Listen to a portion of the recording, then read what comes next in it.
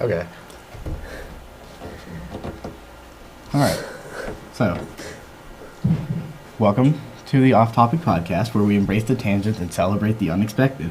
I am your host, Komposky, and each week we dive into conversations with fascinating guests, explore their stories, insights, and of course, we will get a little off topic.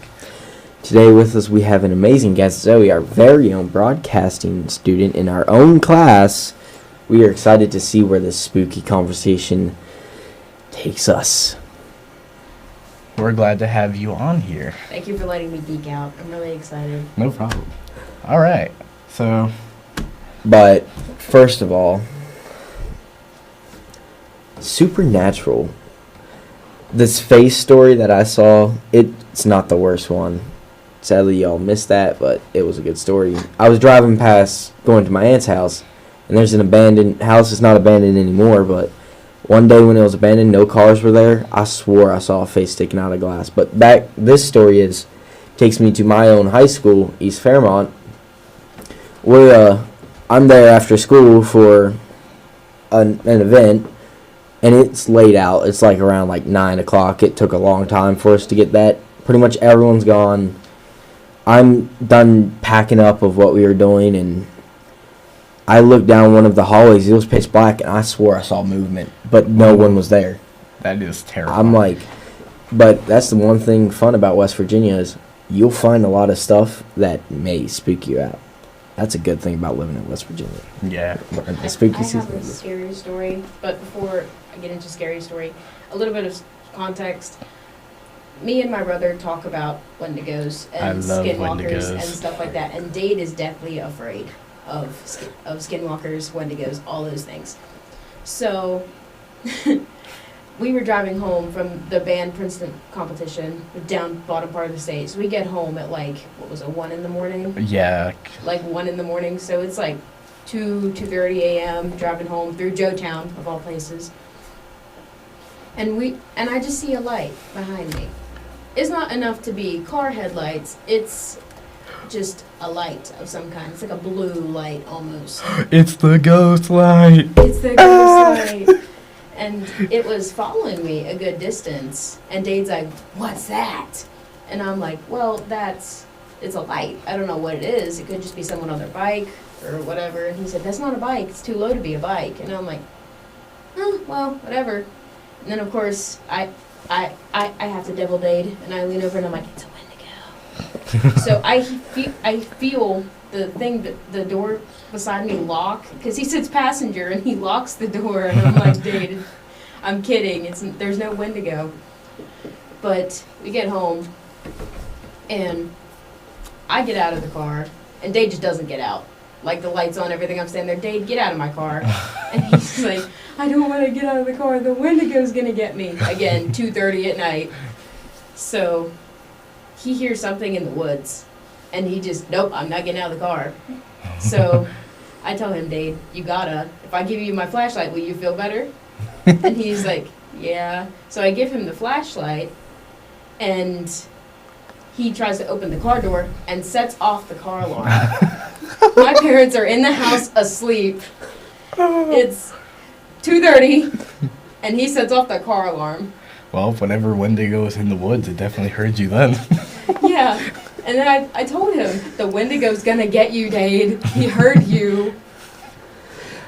But before I get on with this story, I want to go a little off topic, and congrats our own culinary team, the Marion Baker Bots, for placing 3rd place in the state at the Culinary Challenge this week. I was down there with them. It was fun. We live streamed it as much as we can. Go check it out on the MCTC Productions. But off to our story that I just remembered is, I was out. I hunt, but this wasn't during hunting season. I was out just walking around in my yard in the dark, checking it out, trying to find something. And it was usually everyone where I live is home and in their house. I swear I heard some female scream in our valley where we live. I'm like, Goodness. Is there a skinwalker around?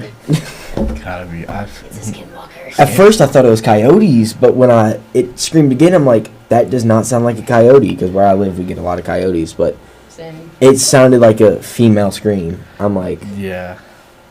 Dude, Well, someone's getting slaughtered. dude, skinwalkers are so scary because, like, the fact, like, skinwalkers take a appearance of human, and, like, usually people think, oh, it's the appearance of a human. What freaks me out is sometimes when I think about skinwalkers, anytime I think about skinwalkers, I'm thinking, like, they can probably go beyond, like, humans. And what if they, like, try to take over, like, a deer, for instance, and, like, they fail to, like, shift with the animal's, like, body, and they just look like one of those eyeless deer, and they're just walking around like this on two legs, and I'm like, oh no, I don't. Oh no. It's a good thing I don't think of this at night, because if I thought about The this, bipedal eyeless deer, it's gonna get me. I would freak out. Okay. I'm a skinwalker, Jason. alright, so, I don't know. I watched this YouTuber. I'm not going to plug his name. He doesn't sponsor us, sadly. But he does spooky stuff. One thing I've seen is a lot of his videos, he went to go visit the Goatman Island. And What's that? it's like an island where it was a resort island, and then lo and behold, the people that were staying there disappeared. Someone went in to go find them, and they never could find them. Oh, cool. But they heard screaming. Whoa. So they got off the island. As soon as they turn around, they see something there staring at them from the island, and they're in the water. So they say it, and then they find out about it.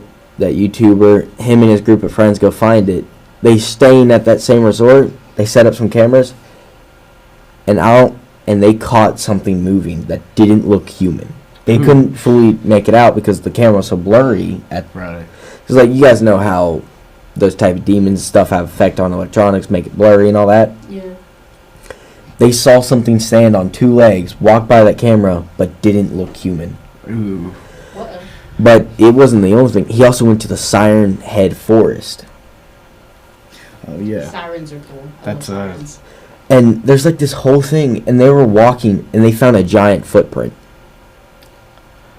Bigfoot. I'm Bigfoot. I mean, like, bigger than Bigfoot's footprint, of what people say. What, he could have got surgery on his foot. You don't know. Fair enough. But Don't judge him. Don't. I don't judge know him, if but- this was just for fun, this part. It may have been Photoshopped. But they have a trail camera, like those trail cameras hunters use for deer and all that. And they caught Siren Head walking across an open field on it.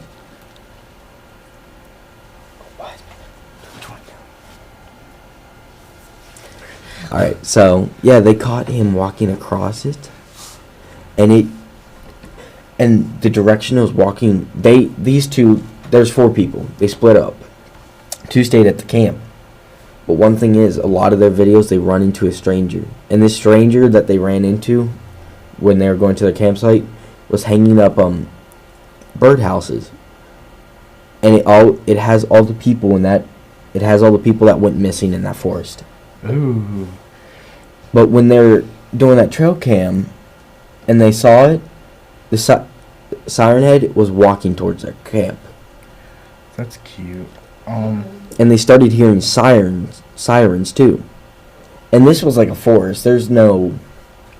Like no other life around except for like nature. I think they said the closest life was like 30 miles north from where they were. Like the closest town. And that town, they'd said that town had like an air raid siren. But I don't think an air raid siren's loud enough to go over a mountain 30 miles away. That is true. Because they sounded clear, like it was next to them. Speaking of like, well, actually not really speaking of, going a little off topic from that. We were just talking about like cryptids and like creatures and stuff. I have a question for our guest. What do you think, what in your opinion makes a good villain, especially in like a horror movie? A good villain in a horror movie? It depends on what kind of horror movie we're talking about. Because if it's just your normal thrasher, like course, usually a larger figure, one that gives like a kind of like a threatening aura about Like them. Jason Voorhees and Michael Yeah, Myers. like Jason Voorhees, Michael Myers, all of them. Because they give off the air of just being, oh no, they're gonna get me. Uh-oh. I'm not making But- it out of this.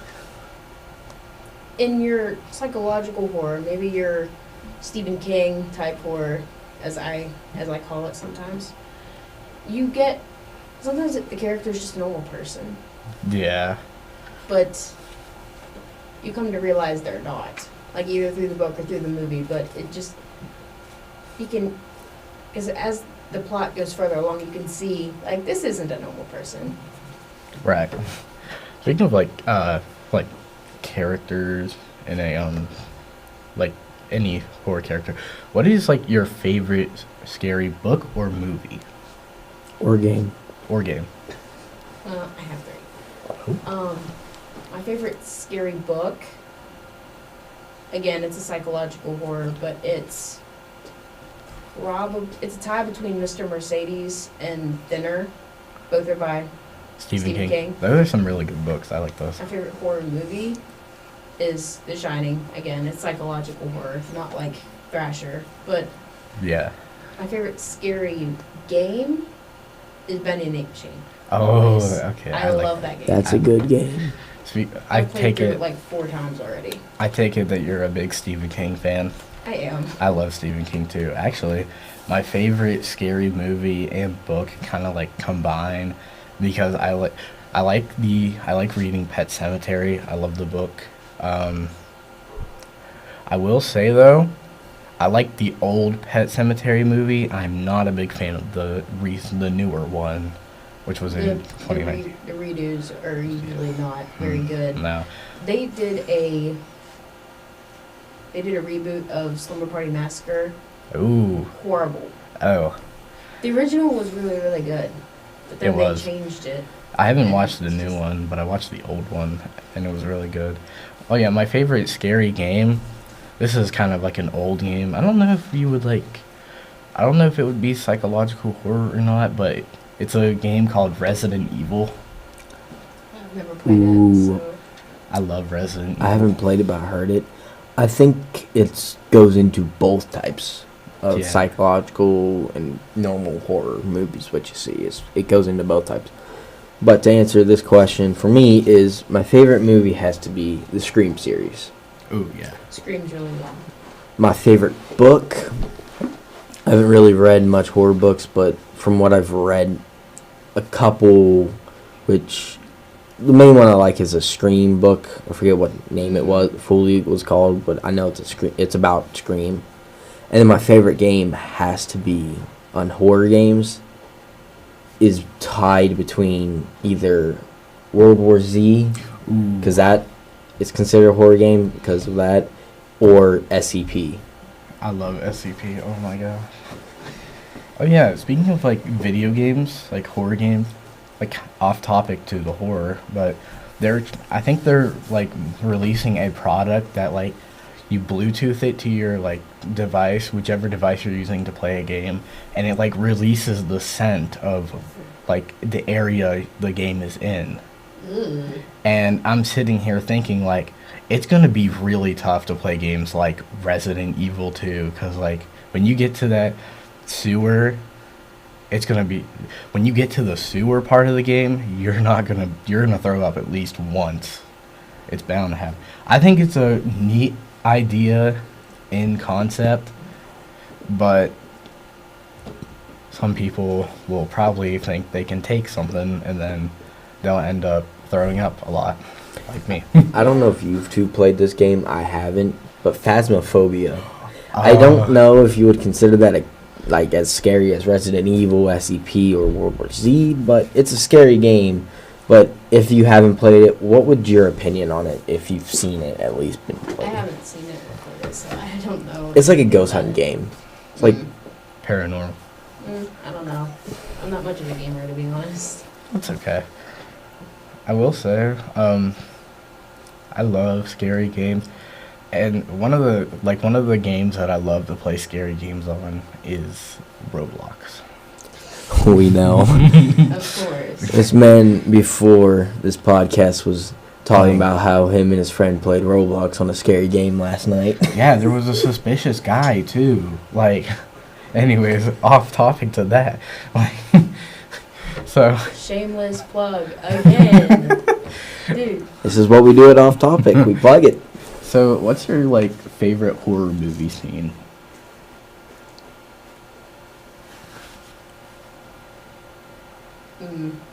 It's a tie between two, but It can be from a show or a book as well.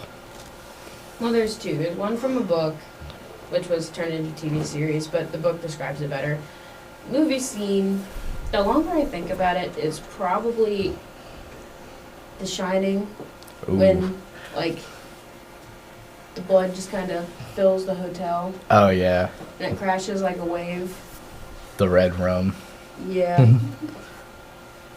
Favorite book scary scene is the beginning of Mr. Mercedes, when everything's quiet, minding their business. At this job fair, they're lined up to get in, because most of the people unemployed, not really doing it, just calm, nothing's going on, early morning. And then this gray Mercedes just plows through this group of people and kills like 8 and injures 15, Yeah, just all in one move. I love Stephen King books. I think he's a great author. Did you know he wrote a book with his own son? I don't remember I what the book didn't was know called, that, no. but he did write a book with his son, and I haven't read it yet, but I feel like it'd be a really good book. Okay. Real quick, if we're talking about horror books, you talked to me after one podcast about the video game podcast about Yeah. the book, the story I was making about SCP. Right. You said we could work on it together, and I'll write it and you publish it.